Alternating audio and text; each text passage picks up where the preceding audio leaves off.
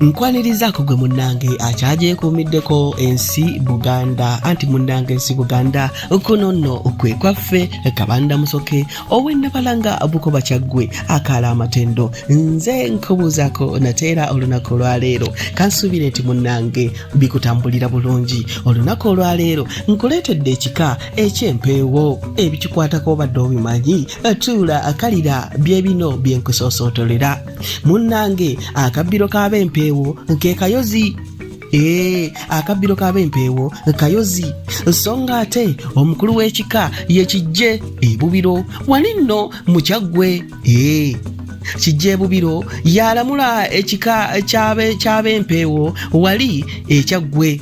Omubala gw'Abempeewo gwe guno wammanga Mpiima ne Nampiima bagenda ekkungu ejjinja lino telinyeenya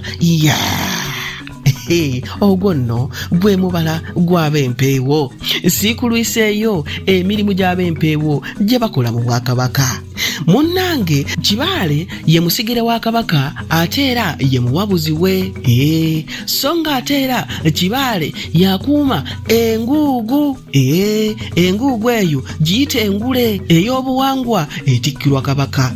Munnange ate era Kibaale yawozesa Kabaka nga mukyala we oba omwami ng'amulinako ensonga. Egyo gy'emirimu gy'Abempeewo. Abange eby'Empeewo si bisuseeko wano wabula akatuddiŋŋane mu kitundu ekinaddako ng'ate nkuwa amannya agatuumibwa abaana ab'obuwala n'ab'obulenzi mu kika ky'Empeewo. Ayi Katonda kuuma Namulondo.